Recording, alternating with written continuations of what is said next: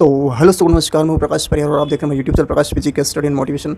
Guys, आज का video guys थोड़ा इस प्रकार होगा गाइस कि आपको पता है गाइस कि दोस्तों हमारा चैनल जो प्रकाश फिजिकल स्टडी मोटिवेशन एजुकेशन के आधार पर भी चैनल है, तो इसलिए दोस्तों आपको एक वैकेंसी से अपडेट करना है गाइस। अगर मैं आपको बता दूं गाइस कि दोस्तों अगर आप मध्य प्रदेश के स्टूडेंट से हो और दोस्तों यहाँ के मूल निवासी है दोस्तों, और अगर आप शिक्षक भर्ती हैं दोस्तों, चाहे वो आप प्राथमिक शिक्षक भर्ती हो या माध्यमिक शिक्षक भर्ती हो या हाई सेकेंडरी शिक्षक भर्ती हो दोस्तों, तो दोस्तों ये जो वैकेंसी है गाइस जो हम बात करेंगे इस वैकेंसी में गाइस, ये वैकेंसी गाइस हमारे प्राथमिक शिक्षक भर्ती जो कि पहली से लेकर 5वीं तक के स्टूडेंट्स को पढ़ाने के लिए दोस्तों ये वैकेंसी निकाली गई दोस्तों, जो कि आपको देखेंगे गाइस कि दोस्तों इसके फॉर्म भरने की प्रारंभ तिथि क्या है, उसको लास्ट तिथि क्या है इसके फॉर्म भरने के लिए दोस्तों। हमारे जनरल OBC SC ST अन्य पिछड़ा वर्ग EWS के एग्जाम फॉर्म भरने के लिए कितनी फीस लग रही है गाइस, और बात करें गाइस कि इस एग्जाम कब कंडक्ट कराया जाएगा गाइस, और बात करें गाइस कि दोस्तों इसका जो एग्जाम है दोस्तों वो कौन सी डेट को कंडक्ट कराया जाएगा गाइस, और कितने शिफ्ट में एग्जाम्स कंडक्ट कराया जाएगा, और बात करें गाइस कि दोस्तों कितने घंटे की एग्जाम होगी, रिपोर्टिंग टाइम क्या रहेगा गाइस, महत्वपूर्ण निर्देश बनने का समय क्या रहेगा गाइस, कितने आपके फॉर्म भरने के बाद गाइस आपको यानी कि कैसे कैसे क्वेश्चन आंसर देखने को मिलेंगे गाइस, सारा इस वीडियो में कंप्लीट करेंगे गाइस। थोड़ा सा मैं आपको बता गाइस कि दोस्तों आपको थोड़ा सा पूरा, अगर आप इसके लिए इच्छुक है, पहले से आपको बता दूं गाइस कि दोस्तों आपको इस फॉर्म को भरने से पहले आपको दोस्तों कुछ अपनी महत्वपूर्ण एजुकेशन यानी दोस्तों महत्वपूर्ण जो अपनी जो सेक्शन हटता है दोस्तों वो कंप्लीट करना पड़ता है। जैसे कि इसमें कुछ दे रखी है, लेकिन आपको पहले से बता दूं गाइस कि आपके अंदर 2020 यानी 2000 आप देख सकते हैं यहाँ पे खुद लिखा हुआ है कि 2020 और 2024 की जो वैकेंसीज है, जो पात्रता परीक्षा, उसमें आपको अर्हकारी अंक हो गए, यानी अर्हकारी जो कि लगभग 150 नंबर की जो एग्जाम होती है, जैसे हम बोलते हैं दोस्तों पात्रता परीक्षा अगर आपने कंप्लीट कर रखी है 150 में से अगर आपके 40% SC ST OBC वाले स्टूडेंट्स के लिए, और दोस्तों अगर किसी स्टूडेंट्स यानी दोस्तों जो जनरल में आते हैं दोस्तों अनारक्षित हैं दोस्तों, उनके लिए दोस्तों आपको 50% अंक होंगे, यानी कि 150 में से 50% अगर आपने तभी दोस्तों इस फॉर्म के लिए अप्लाई कर सकते हैं। इसमें आपको पहले से पता था कि आपको टाइम वेस्ट ना हो, ताकि आप इस वैकेंसी के लिए एलिजिबल हो, तभी दोस्तों इस फॉर्म भर सकते हैं दोस्तों, एग्जाम दे सकते हैं, चयन ले सकते हैं प्राथमिक परीक्षा के लिए। तो इस वीडियो में सारा हम कंप्लीट करेंगे गाइस, तो थोड़ा सा मैं डिटेल्स में कंप्लीट करूँगा गाइस कि दोस्तों आप देख सकते हैं दोस्तों लगभग 52 पेजेस का ये दे रखा है सिलेबस, तो आप देख सकते हैं यानी दोस्तों की जो इसकी जो फॉर्म भरने की स्टार्ट डेट लगभग 18 तारीख से स्टार्ट हो गई और आज तारीख हो गई 25, या लगभग 2-4-5 दिन तो निकल गए, लेकिन गाइस फिर भी यानी आपके पास आधा समय बचा हुआ है। इसके अंदर दोस्तों आपको फॉर्म भरना है और आपको भी पता चल जाएगा कि आपको क्या क्या यानी कि कैसे कैसे फॉर्म को अप्लाई करना है। आपको होगा तो मैं गाइस फॉर्म भरने का भी आपको यानी बता दूंगा किस तरीके से फॉर्म भरना है। वैसे आपको इसके साइट्स पर जाकर गाइस, और इसके लिए दोस्तों हम थोड़ा सा डिटेल्स में थोड़ा सा जानेंगे कि इसका यानी कि इसके लिए क्या क्या है। वैसे हम डिटेल्स में ज़्यादा नहीं जाऊँगी 52 का पेजेस का, तो दोस्तों जो मेन जो है ना टॉपिक्स हम कंप्लीट कर लेंगे, क्योंकि ज़्यादा हम कंप्लीट करेंगे गाइस तो जाहिर सी बात है कि इसमें आपको समझ आ लगेगा, और आप इसको आप चाहे तो PDF में लिंक डिस्क्रिप्शन दे दूँगा लिंक, तो यहाँ से PDF डाउनलोड करके आप पूरा भी पढ़ सकते हैं। और दोस्तों आप यानी कि दोस्तों इसके माध्यम से आप क्या क्या है जो मेन टॉपिक हम कंप्लीट करेंगे कि इसके पोस्ट कितनी है, और आपको सिलेक्शन बाद पैसा कितना मिलेगा, महंगाई भत्ता कितना मिलेगा, और हम बात करेंगे इसकी सेक्शन ये था क्या क्या है वो आपको, तो मैं दोस्तों थोड़ा सा आपको बता दूंगा इसके दोस्तों यहीं से माध्यम से स्टार्ट करते हैं इसके दोस्तों, ज़्यादा समय नहीं लेंगे, फटाफट आपको कंप्लीट करने की कोशिश करूँगा। और आपको मैं पहले से बता दिया इसके दोस्तों आपको 2020 और 2024 खुद यहाँ दे रखा है कि आप हरकारी अंक लाए हैं तभी आप इसके लिए फॉर्म के लिए अप्लाई करें। दोस्तों मैं डायरेक्ट बढ़ता हूँ दोस्तों अपने टॉपिक की तरफ, और आपको डायरेक्ट यहाँ से स्टार्ट करते हैं क्या है बात हुआ ना।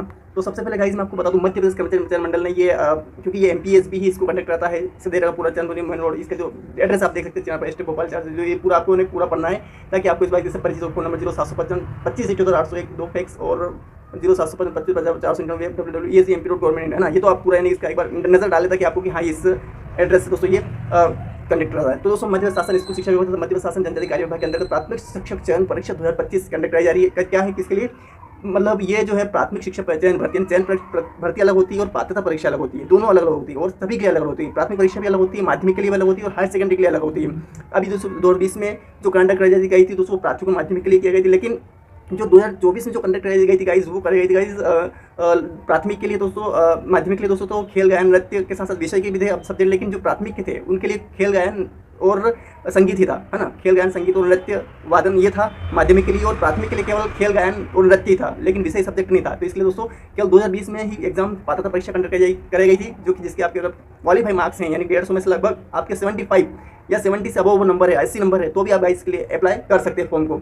फिर वो बात अलग है कि आपको स्टेप बाय स्टेप फॉर्म भरना पड़ेगा। आप चाहे तो MP पोर्टल पर जाकर दोस्तों इसके लिए फॉर्म भर सकते हैं, और आप चाहे तो अपने मोबाइल के द्वारा भी इसके लिए फॉर्म अप्लाई कर सकते हैं। ये सारा डिटेल आपको यानी दोस्तों इसके बाद ही आप अप्लाई कर सकते हैं, या तो आपके ऊपर डिपेंड करता है, क्योंकि इसकी प्रोसेस बहुत ही बड़ी है, क्योंकि प्रोफाइल पंजीकरण रजिस्टर करना पड़ता है, कुछ एडिट करना पड़ता है प्रोफाइल पंजीकरण को दोस्तों। उसके बाद कुछ हमारा और दूसरी बात सबसे बड़ी बात है कि आपका रोजगार पंजीयन होना चाहिए आपके मध्य प्रदेश मूल निवासी का। आपका रोजगार पंजीयन नहीं है तो भी आप इस फॉर्म के लिए अप्लाई नहीं कर सकते। रोजगार पंजीयन पहले बनेगा, उसके बाद इसके फॉर्म पे अप्लाई कर सकते हैं। ये भी आपको पहले से बता दूं कि आप इसके लिए सतर्क रह जाए, और इससे पहले आप यानी पंजीकरण रोजगार पंजीयन बना लें। दूसरा रोजगार पंजीयन बनाने आपके लिए काफी महत्वपूर्ण, अगर मध्य प्रदेश की कोई सी भी एग्जाम दे, मध्य लोक सेवा आयोग के एग्जाम हो, मध्य प्रदेश मध्य प्रदेश कर्मचारी चयन मंडल के एग्जाम हो, मध्य प्रदेश की कोई सी भी एग्जाम हो, उसके रोजगार पंजीयन जरूरी है। और आपको दोस्तों आधार कार्ड में आपके आधार कार्ड में मोबाइल नंबर और आपका आपका आधार कार्ड एकदम अपडेट होना चाहिए गाइस। तभी दोस्तों इस फॉर्म के लिए आप हम वेरीफाई मतलब स्टेप बाय स्टेप जल्दी हम फॉर्म भर सकते हैं। आपके मेल आईडी होना चाहिए, मोबाइल नंबर मेन होना चाहिए जो कि आप जो यूज़ करते हो नहीं सारा, यानी कि आपका नहीं परफेक्ट तरीके से होता है दोस्तों। आप इस फॉर्म के लिए फटाफट अप्लाई कर सकते हैं। तो इसकी थोड़ा सा मैं और डिटेल में जाऊँगा गाइस। तो हम बात करें मध्य ये हो गया कंप्लीट गाइस। मध्य शासन स्कूल शिक्षा विभाग, मध्य शासन स्कूल शिक्षा विभाग, मध्य शासन जनता कार्य विभाग अंतर्गत प्राथमिक शिक्षा जनवरी 2025 मध्य प्रदेश कर्मचारी चयन मंडल भोपाल द्वारा आयोजित विषय की प्राथमिक शिक्षा पात्र में 2020 और 24 में निर्धारित प्रतिशत साथ उत्तीर्ण हर पाएगा अभ्यर्थी इस परीक्षा में आवेदन करने तो पात्र होंगे। ये आप थोड़ा सा डिटेल में समझ लीजिए गाइस, तभी दोस्तों आप इस फॉर्म के लिए अप्लाई कर सकते हैं। ये सबसे पहले बात इस तरीके लिख दी ताकि आप इसको पूरा नहीं लिखें, ताकि आपको यानी बाद में प्रॉब्लम ना आए।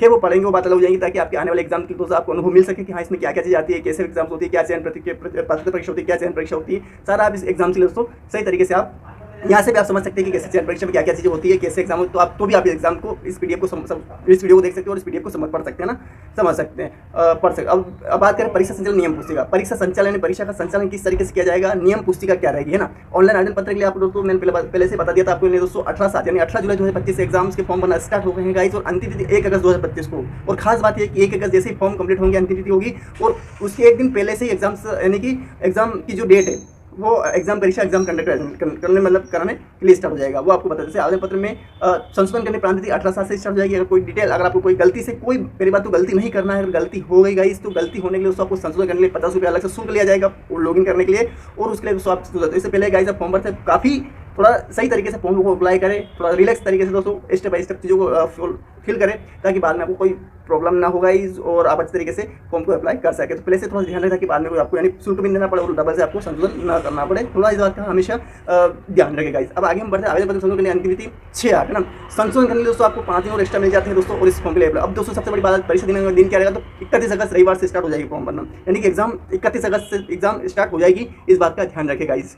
मंडल का परीक्षा शुल्क है अब दोस्तों अब सीधी भर्ती के पदे हेतु यानी सीधी भर्ती होगी डायरेक्ट, क्योंकि एग्जाम सीधी भर्ती दोस्तों डायरेक्ट एग्जाम करने के दोस्तों आपको चयन लिया जाएगा। तो अनारक्षित अभ्यर्थियों के लिए 500 यानी 500 रुपीज़ लगेंगे। किसके लिए, अनारक्षित जो कि जनरल में आते हैं उनके लिए, जो इसके आरक्षित नहीं है ना, उन लोगों के 500 रुपये लगेंगे। केवल मध्य प्रदेश के मूल निवासी अनुसूचित जाति अनुसूचित जनजाति अन्य पीड़ा वर्ग EWS दिव्यांगजन के अभ्यर्थियों के लिए 250 रुपये यानी 215 रुपीज़ लगेंगे। केवल सीधी भर्ती बेकलार पद तो कोई शुल्क नहीं लिया जाएगा है ना। केवल जो सीधी भर्ती बेकलार पद होते हैं जो पहले से ही ऑलराउंडर इसमें है और वो अपने भर्ती तो कोई इसके लिए कोई शुल्क नहीं रहेगा। अब दोस्तों थोड़ा सा और डिटेल में जाए तो ऑनलाइन आवेदन कियोस्क के माध्यम से ऑनलाइन बनने वाले अभ्यर्थी तो एमपी ऑनलाइन का पोर्टल रुपये 60 रुपये लगेंगे। कितने रुपये लगेंगे, इससे 60 रुपये इसके लिए अलग से देना होगा। आप पोर्टल से फॉर्म भरते हैं एमपी ऑनलाइन पोर्टल से खुद या तो कियोस्क के माध्यम से पढ़ते तो वहाँ पे 60 रुपये 16 रुपये लगेंगे गाइस। लेकिन इसके अतिरिक्त रजिस्टर्ड सिटीजन यूजर के माध्यम से लॉगिन करने वाले पोर्टल से 20 रुपये होगा। अगर आप खुद मोबाइल से या खुद अपने लैपटॉप से कॉम्पटॉप से या खुद अपने सिटीजन यूजर हो आप तो उसके लिए 220 रुपये यानी 20 रुपीज़ लगेंगे गाइस, और आप इसके फॉर्म के लिए अप्लाई कर सकते हैं। अब थोड़ा सा डिटेल से नीचे जाएगा गाइस, तो हम बात करें कि ऑनलाइन परीक्षा पद्धति या समय सारणी क्या रहेगी, ऑनलाइन की भर्ती परीक्षा किस तरह से कंडक्ट की जाएगी और कितने शिफ्ट में एग्जाम होगी, थोड़ा सा देख लेते हैं गाइस। संभावित परीक्षा देना 31 अगस्त 2025 से एग्जाम भरना परीक्षा स्टार्ट हो जाएंगी। परीक्षा वाली 2 शिफ्ट में एग्जाम कंडक्ट जाएगी, प्रथम एवं द्वितीय 2 अभ्यर्थी रिपोर्टिंग समय सुबह के लिए 8:30 बजे से रहेगा जो कि 10 बजे तक रहेगा। उसके बाद दोस्तों आपको रिपोर्टिंग समय के बाद 10 बजे बाद क्लोज कर यानी 1.5 घंटे का आपको समय मिलेगा वहाँ तक मतलब आपको ग्राउंड तक पहुँचने का। 10 बजे बाद दोस्तों वो एग्जाम के लिए आपको रिपोर्टिंग टाइम के अनुसार आपको एंट्री नहीं मिलेगी, इस बात का ध्यान रखें। और सेकंड है दोस्तों 1 से 2 2:30 बजे तक है ना, यानी इसमें भी 1.5 घंटे का समय रहेगा। आप 1.5 घंटे के अंदर दोस्तों आप वहाँ पे एग्जाम सेंटर पर पहुंचना चाहिए गाइस। सेकंड की बात करें महत्वपूर्ण निर्देश पढ़ने का समय क्या रहेगा, बिल्कुल आपको दोस्तों 10 मिनट का समय दिया जाएगा। आपको जब एग्जाम सेंटर में जाएंगे और एग्जाम में बैठेंगे दोस्तों केवल 10 मिनट का आपको समय मिलेगा आपको महत्वपूर्ण निर्देश पढ़ने का समय। और दूसरा है दोस्तों 2 बजे से 3 मतलब 2:30 दूसरी शिफ्ट में, तो पहली शिफ्ट में 10:20 से स्टार्ट होगी, 10:30 तक आपको रिपोर्टिंग मिलने का समय मिलेगा। और दोपहर की जो शिफ्ट होगी जो सेकंड शिफ्ट होगी उसमें 2:30 बजे मतलब 2:50 से 3 बजे इसमें 10 मिनट दोनों में 10 मिनट का रहेगा। तो आपको पहले से बता दूं कि इसमें 1.5 घंटे का रिपोर्टिंग टाइम रहेगा, इसमें 10 मिनट का आपको महत्वपूर्ण निर्देश पढ़ने का समय रहेगा गाइस। अब उत्तर अंकित करने का समय क्या रहेगा, इस बात का ध्यान रखें कि उत्तर आपको यानी कि एग्जाम सेंटर में जाएंगे तो आप एग्जाम दें तो इसके लिए 2 घंटे का समय मिलेगा। कितना 10:30 बजे से 12:30 यानी कि दोस्तों 10:30 11:30 और 12:30 यानी 2 घंटे का समय मिलेगा आपको। 2 घंटे में दोस्तों आपको एग्जाम फॉर्म आपको एग्जाम कंडक्ट करा दी जाएगी। दोपहर में जो बात करें दोपहर में दोस्तों 3 बजे से स्टार्ट होगी सुबह मतलब दिन में, और 5 बजे एग्जाम चलेगी, इस बात का ध्यान रखें। तो आपको ये थोड़ा सा डिटेल थोड़ा सा इसको समझ लीजिएगा ताकि आपको बाद में दिक्कत ना आए कि आपको कितने बजे पहुंचना है, महत्वपूर्ण निर्देश पढ़ने का समय क्या रहेगा और इसकी एग्जाम कितने समय में कंडक्ट रह जाएगी और पेपर कितने नंबर का आएगा तो आपको पता ही है 200 नंबर पेपर रहेगा ऐसे। अब दोस्तों ये जो डिटेल है ना गाइस, ये थोड़ा सा आपको खुद अपने मोबाइल की तरफ खुद पढ़ना, जैसे कि टिप्पणी अभ्यर्थी का आधार पंजीयन अनिवार्य UIDI का आधार सत्यापित वेरीफाई होने पर आधार मान्य होगा है ना, ये होगा। बोर्ड पर द्वारा परीक्षा में मूल युक्त फोटो पहचान पत्र लाना अनिवार्य होगा, यानी कि आपका आधार कार्ड होना चाहिए मूल युक्त फोटो युक्त पहचान पत्र, आपका ड्राइविंग लाइसेंस वोटर ID हो या पासपोर्ट हो कुछ भी हो दोस्तों, मूल फोटो पहचान के पत्र के रूप में अभ्यर्थी मतदाता पहचान पत्र पैन कार्ड आधार कार्ड ड्राइविंग लाइसेंस तथा पासपोर्ट में से कोई एक चयन कर सकता है। मूल फोटो युक्त पहचान पत्र के अभाव अभ्यर्थी परीक्षा सम्मिलित होने से वंचित किया जाएगा। अभ्यर्थी तीसरा नंबर पॉइंट है, पॉइंट 2 कंप्लीट हो गया। पॉइंट 3 अभ्यर्थी के नियम पुस्तिका में स्थित मूल परिचय पत्र के अतिरिक्त अपना आधार कार्ड, ठीक है, ये आधार कार्ड की छायापत्र, आधार नंबर, आधार BID की जानकारी लाना अनिवार्य है। ये दोस्तों डिटेल्स में दोस्तों आप थोड़ा सा खुद रीड करिएगा गाइस, ताकि दोस्तों आप बाद में आपको पता नहीं, दोस्तों पहली बार आप एग्जाम दे रहे हैं गाइस, थोड़ा सा आपको पूरी डिटेल्स में पढ़ना जरूरी है। खैर माना कि आपने अगर पहले से पढ़ रखा है, दे रखी एग्जाम, तो आपके लिए दोस्तों बस सरसरी नजर डालना जरूरी है। आगे बात करेंगे थोड़ा सा मैं आपको बात करूँ, ये तो आपको पढ़ना जरूरी है दोस्तों। इसके लिए दोस्तों आप थोड़ा सा ये इसके लिए विशेष सूची दे रखी किस किस पॉइंट पर क्या क्या लिखा हुआ है। इसमें मध्य शासित प्राथमिक शिक्षा चयन पर विभागीय नियम पदवार आरक्षण तालिका 3 से 11 पेज तक ये मिलेगा। मध्य शासन जनजाति विभाग में प्राथमिक शिक्षा चयन पर विभागीय नियम पर आरक्षण तालिका 12 से 22 तक मध्य परीक्षा संचालन के नियम क्या है, वो पाठ्यक्रम क्या रहेगा, सिलेबस क्या रहेगा। फोकस हमारा दोस्तों किसी भी एग्जाम के लिए फोकस जो होता है गाइस, हमारा सिलेबस होना चाहिए। मतलब क्या कहने का मतलब ये होता है गाइस कि दोस्तों किसी भी एग्जाम के लिए दोस्तों ये तो हमारे एग्जाम्स तो कंडक्ट कराई जाती है, लेकिन इससे ज़्यादा जरूरी दोस्तों हमारा पाठ्यक्रम, हमारा सिलेबस के अकॉर्डिंग तैयारी करेंगे गाइस, तो आपका बिल्कुल जाहिर सी बात है कि आपका सिलेबस के अकॉर्डिंग ही आप, यानी कि आपका सिलेबस ही आपका संविधान होता है। जिससे एग्जाम किसी देश को चलाने के लिए संविधान की जरूरत पड़ती है ना, ठीक उस तरीके से एग्जाम्स को कंडक्ट करने के लिए दोस्तों हमारे पाठ्यक्रम स्टूडेंट के लिए पाठ्यक्रम मायने रखता है, और एग्जाम कंडक्ट करने के लिए ये रूल बुक यानी कि नियम पुस्तिका मायने रखती है। आप समझ रहे हो गाइस की, तो पाठ्यक्रम आपको एक बार नजर में नीचे डलवा दूंगा। 36 से 51 नंबर पर ये रहेंगी। प्रारूप मध्य के आदिम जनजाति समुदाय जैसे बैगा सहरिया भारिया जनजाति के अभ्यर्थियों का आवेदन पत्र थोड़ा सा 52 नंबर पर आपको ये चीज़ें मिल जाएगी। तो ये चीज़ें दोस्तों मैं आपको डिटेल से नहीं बताऊंगा, क्यों डिटेल से बताऊंगा तो मेरे को बहुत समय हो जाएगा, बहुत समय इतना कि आप PDF इसको मैं डायरेक्ट आपको इसके लिंक डिस्क्रिप्शन में डालेंगे, उसके बाद दोस्तों आप डायरेक्ट वहाँ से जाकर पढ़ सकते हैं। क्योंकि 56 नंबर का यानी आप देखते हैं 52 नंबर से मतलब पेजेस से इसके आपको खुद रीड करना पड़ेगा, तभी दोस्तों आप थोड़ा सा समझ सकते हैं ना। जो मेन टॉपिक को तो मैं कंप्लीट करा ही दूंगा ताकि आपको डिटेल से पता चल पाए।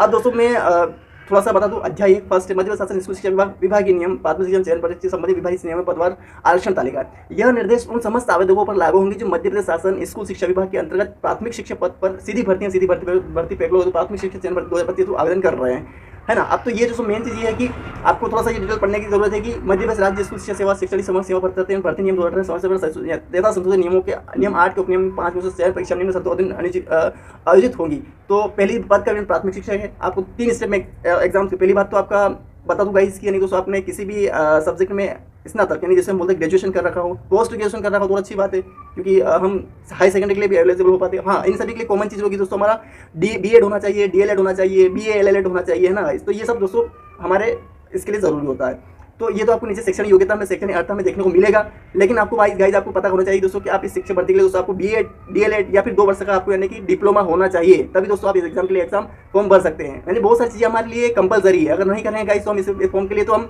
एग्जाम दे नहीं सकते। समझ रहे हो ना मैं क्या बोल रहा हूँ। बस मध्य राज्य शिक्षा भारतीय नियम 2018 समय समय जाता नियमों के अनुसार नियम 8 के उपनियम 5 के अनुसार चयन परीक्षा निम्न शर्तों आयोजित की जाएगी। पद का विवरण प्राथमिक शिक्षक, प्रथम प्राथमिक शिक्षा होता है, दूसरा होता है माध्यमिक शिक्षा भर्ती, तीसरा होता है दोस्तों हाई सेकेंडरी परीक्षा।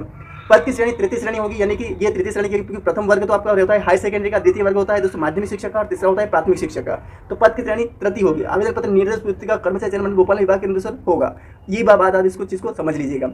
शैक्षणिक वैसे अर्थ आप दोस्तों ये शैक्षणिक योग्यता मैंने पहले आपको पता, लेकिन दोस्तों आपको थोड़ा सा डिटेल में बताऊँ, आपको थोड़ा सा समझे इस चीज़ को और आगे बढ़ेंगे, है ना। तो यहाँ देखेंगे गाइस आपकी शैक्षणिक योग्यता क्या दे रखी है। शैक्षणिक योग्यता यानी कि वैसे भर्ती नियम 2018 समय समय पर यथासंशोधित नियमों के नियम 8 की अनुसूची 3 के अनुसार निम्नलिखित अर्थ धारित करना अनिवार्य होगा।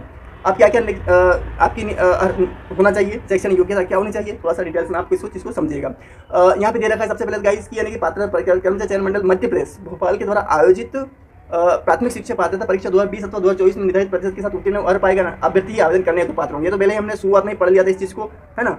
लेकिन फिर भी इन्होंने इस बात को यहाँ पे लिखा है, गौर करके लिखा है, ताकि आपको यानी कि इस बात की पता रहे कि आप इस एग्जाम के लिए कभी कंपल्सरी आप मतलब एलिजिबल हो पाएंगे तब आपने एग्जाम दिया। कौन सी 2020 के अंदर एक पात्रता परीक्षा निकली थी और 2024 में निकली थी। मैंने तो दोस्तों 2020 में दी थी, तो उसमें हो गया फिर लेकिन अब बात करें कि अभी यानी आपको लगभग इसके अंदर मान लीजिए कि 150 नंबर का पेपर होता है, तो उसमें आपको 40% मार्क्स लाना SC ST OBC EWS के लिए जरूरी है, लेकिन जनरल के लिए 50% मार्क्स जरूरी है।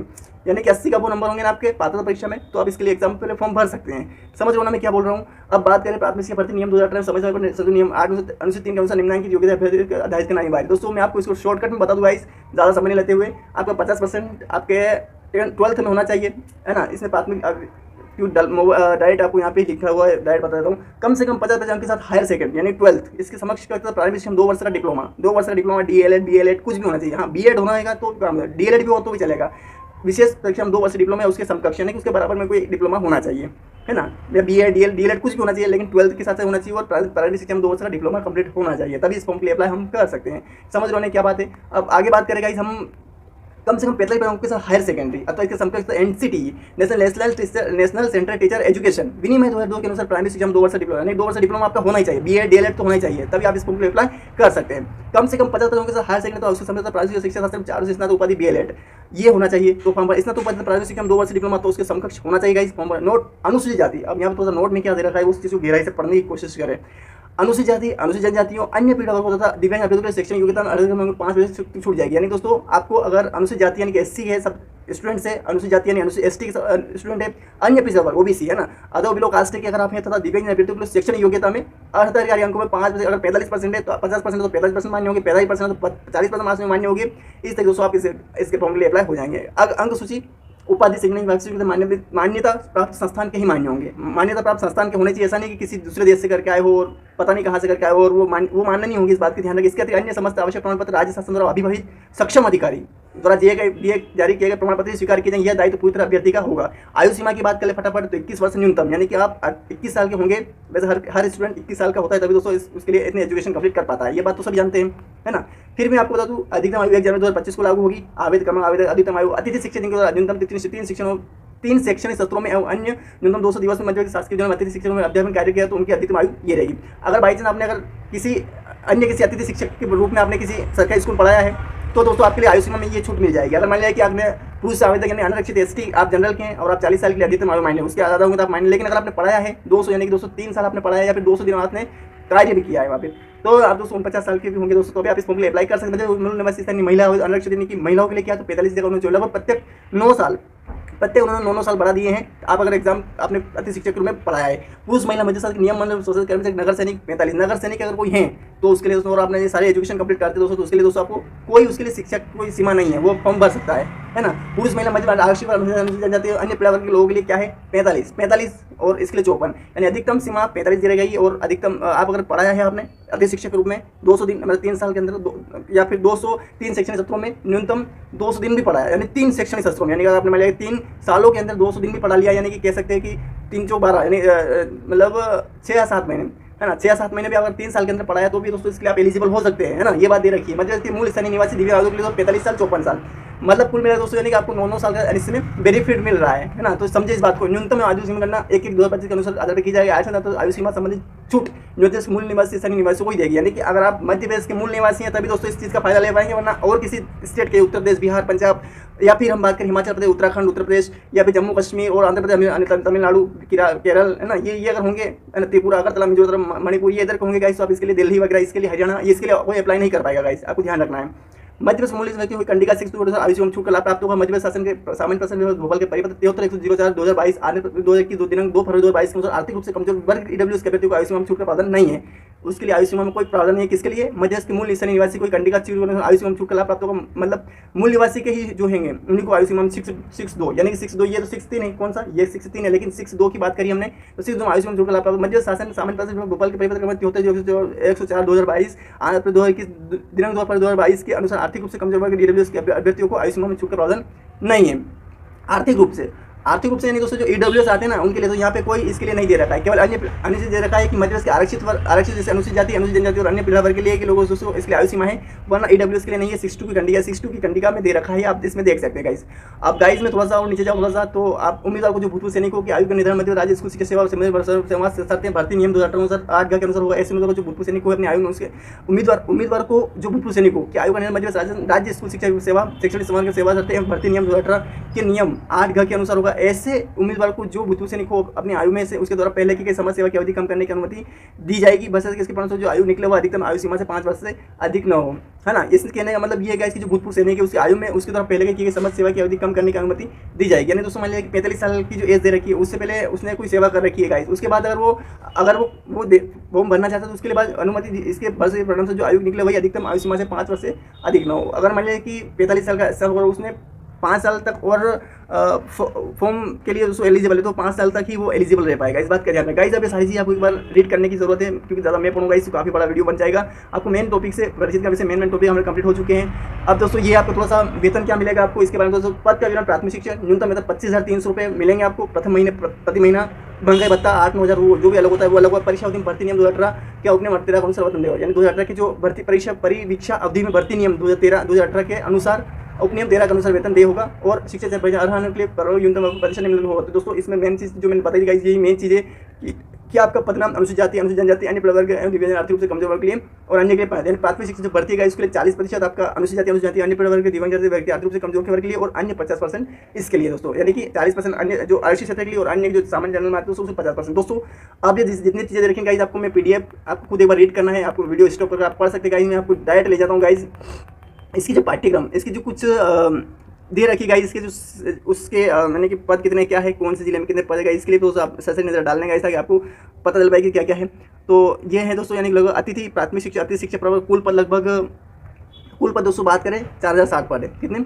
4060 पद है। उसमें से अनारक्षित के लिए दोस्तों महिला, ओपन महिला यानी कि मतलब अलग से दे रखा है कि भूतपूर्व सैनिक के लिए अलग से पद रखा है और जो मेन जो है उसके लिए अलग से दे रखा है। तो सभी के लिए दोस्तों आप खुद देखो 4060 पद हैं इसके लिए। और दिव्यांग निजन कुल 2210 रिक्तियों में से LD, MD, ये PVH एवं EH के लिए आरक्षित श्रेणियों में LD 51, MD 51, MD 52, VH 53 एवं EH 54 के लिए आरक्षित जिस श्रेणी का निश्चित इन पदों के लिए चयनित होगा उससे उसी श्रेणी हेतु मान्य किया जाएगा।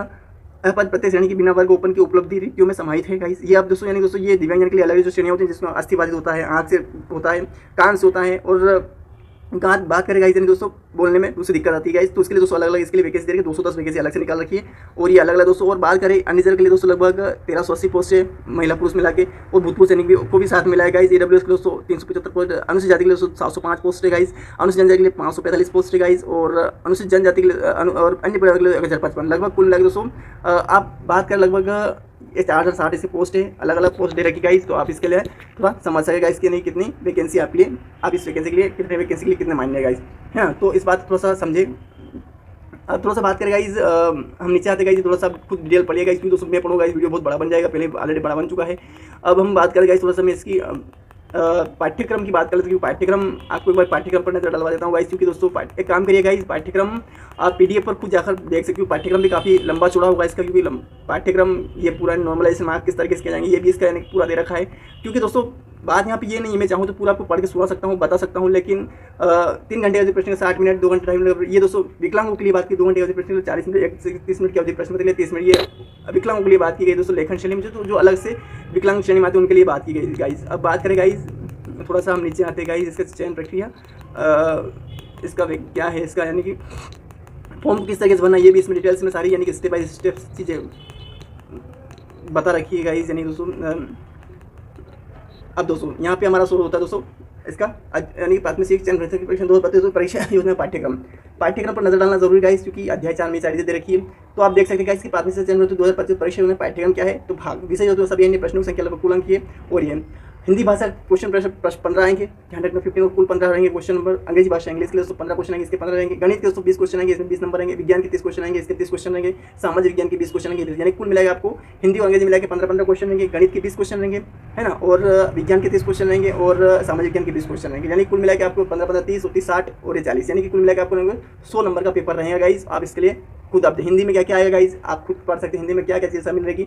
सम्मिलित पाठ्यक्रम में प्रश्न माध्यम में से अंतर्निहित अवधारणाओं कम से कम कक्षा बाहर स्तर की यानी कि संकल्प अवधारणा और संकल्पों की कक्षा बाहर 12 स्तर की गहन समकक्ष यानी 12वीं तक की जो कक्षा होती है दोस्तों उसके समकक्ष ये सारी चीज़ आएगी। ये सारी चीज़ आप पढ़ सकते हैं गाइस, खुद आप एक बार रीड करेंगे गाइस, खुद आपको समझ आएगी कि भाई बात क्या दे रखी है। और नीचे ये सारे टॉपिक इंग्लिश के क्या क्वेश्चन आएंगे, इकाई देने सब्जेक्ट इंग्लिश के लिए क्या क्या टॉपिक आएगा गाइस, इसके लिए भी आप खुद पढ़ सकते हैं गाइस, क्योंकि दोस्तों इतना तो आप पता होगा गाइस। आप मैथमेटिक्स के लिए क्या आएगा, गणित के लिए क्या क्या कुछ सब्जेक्ट आएंगे, किसमें से कितना कितना आएगा दोस्तों। ये भी 12 सारी चीज़ 12 तक की दे रखी है दोस्तों। 12 तक आप यानी कि इसका भले एग्जाम आपके चयन भले 5वीं कक्षा तक हो रहा है, लेकिन आपका यानी कि सिलेबस 12वीं कक्षा तक का पढ़ने का तक का आएगा गाइस। आपको इस बात का ध्यान रखना है ना। अब बात करें दोस्तों विज्ञान की बात करें तो विज्ञान की बात करें गाइस तो विज्ञान में आपको दोस्तों थोड़ा सा नीचे आएंगे, थोड़ा सा विज्ञान में क्या दे रखा है। विज्ञान में दोस्तों आपको यानी विज्ञान का नॉलेज आपका सारा होना चाहिए। ये भी दोस्तों 12 तक का है, यानी बायो साइंस वाले सब्जेक्ट के लिए दोस्तों बहुत ही महत्वपूर्ण होगा दोस्तों। बहुत सारी चीज़ दोस्तों यानी दोस्तों आपके लिए ये होगी दोस्तों, है ना। बायोलॉजीज वगैरह, फिजिक्स, केमिस्ट्री, बायोलॉजीज अलग अलग दोस्तों सब्जेक्ट के लिए अलग अलग चीज़ होगी। बहुत सामाजिक विज्ञान दोस्तों क्या क्या भारत की स्थिति आता है, ये सब दोस्तों सामाजिक विज्ञान के अंदर आएगा दोस्तों, है ना। ये भले 12 तक के सब्जेक्ट के लिए आएगा दोस्तों। आपको इस बात का पूरा ध्यान रखना चाहिए गाइस और आप इसके लिए एलिजिबल हो पाएंगे गाइस, है ना। वो नीचे आते हैं गाइस, थोड़ा सा और नीचे देखते हैं गाइस क्या है दे रखा है सारा, आप इसके लिए अप्लाई। अब हमारा बचा गाइस कुछ भी नहीं, ये पासपोर्ट फोटो किस तरीके से सबमिट करना है क्या है ये फॉर्म, यानी कि दोस्तों जब आप सिलेक्ट हो जाएंगे ना गाइस उसके बाद दोस्तों आपका ये दोस्तों ये बात ये फॉर्म उनके लिए जो मध्य प्रदेश के आदिम जनजाति समुद्र जैसे बेगा सहरिया भारतीय जनता की अभ्यर्थी तो आवेदन पत्र प्रारूप परीक्षा मध्य शासन मध्य शासन जनता कार्य विभाग के अंतर्गत प्राथमिक शिक्षा भर्ती के लिए दोस्तों ये उन लोगों के मध्य प्रदेश के आदिम जनजाति समुदाय जैसे बेगा सहरिया भारिया है ना और जनजाति अभ्यर्थी आवेदन पत्र का प्रारूप है ये जो परीक्षा का नाम मध्य शासन स्कूल शिक्षा मध्य के आदिम जनजाति समुदाय जैसे बेगा सहरिया भारिया जनजाति के अभ्यर्थी तो आवेदन पत्र का प्रारूप ये दे रखा है। प्रारूप परीक्षा का नाम मध्य शासन स्कूल शिक्षा मध्य शासन जनजाति कार्य विभाग के अंतर्गत प्राथमिक शिक्षा 2025। आवेदक का नाम, पिता का नाम, माता का नाम, लिंग पुरुष महिला जन्म आदिम जनजाति के वर्ग विकलांग लिंग पुरुष महिला। आवेदक का नाम, पिता का नाम, माता का नाम, लिंग पुरुष या महिला क्या है, जन्म तिथि और आदिम जनजाति का नाम और वर्ग विकलांग भूषण शैक्षणिक विवरण कार्य ये दोस्तों सारा ही नहीं इस फॉर्म को उन लोगों के लिए जो फॉर्म भर के अप्लाई कर सकते हैं जो कि उसके लिए इस मतलब सहरिया बेगा सहरिया भारिया जनजाति के लिए दोस्तों ये फॉर्म को भरना दोस्तों अनिवार्यता भी दोस्तों आप मतलब वो लोग इसलिए फॉर्म भर पाएंगे, इसको भी अपलोड करना पड़ेगा उन लोगों के लिए। मैंने गाइस सारा इस मतलब वीडियो में दोस्तों सारा यानी दोस्तों स्टेप बाय स्टेप जो हमारे एग्जाम्स के लिए क्या क्या जरूरत था गाइस सेक्शन योग्य यानी इसके फॉर्म भरने की क्रांति क्या थी है ना, इसके फॉर्म भरने की लास्ट क्या थी, इसके फॉर्म भरने के लिए सो एज कितनी होनी चाहिए, एग्जाम फी जनरल ओबीसी एससी एसटी महिला पुरुष के लिए कितनी एग्जाम फी होनी चाहिए गाइस। और बात करें दोस्तों वैकेंसीज कितनी है गाइस, इसका वेतन कितना मिलेगा गाइस, आयु सीमा क्या रहेगा गाइस, पाठ्यक्रम क्या रहेगा गाइस, सारा इस वीडियो हमने कंप्लीट किया गाइस। वैसे आपको दोस्तों और भी आपको यानी कि डिटेल्स में आपको पढ़ना है तो पीडीएफ आपको लिंक में मिल जाएगा, लिंक डिस्क्रिप्शन में मिल जाएगा, वहाँ से पढ़ सकते हैं। फॉर्म को अप्लाई कैसे करना है मैं अलग से वीडियो अगर डाल दूंगा, रजिस्ट्रेशन से लगाकर प्रोफाइल पंजीकरण कैसे करना है, रजिस्ट्रेशन कैसे करना है, कौन से फॉर्म वेबसाइट पर कैसे कंप्लीट मतलब स्टेप बाय स्टेप कैसे कंप्लीट करना है, फॉर्म कैसे वो इसके बाद ही वीडियो अपलोड हो जाएगा गाइस। तो बस गाइस मैं ज़्यादा इस वीडियो को बड़ा नहीं करूँगा गाइस, बस इस वीडियो में इतना ही करूँगा ताकि आपको पूरा पता चल पाए। और आपको मैंने पहले बताया पीडीएफ लिंक मिल जाएगा तो वहाँ से जाकर तो डिटेल्स में जाकर पढ़ सकते हैं। अगर आपको कुछ पढ़ना चाहते हो उसके अंदर और भी डिटेल्स में पढ़ना चाहते हैं तो आप सारी पीडीएफ में पोर्टेबल फाइल में मिलेगी, आप वहाँ से जाकर पढ़ सकते हैं, पीडीएफ में जाकर पढ़ सकते हैं गाइस। और सारा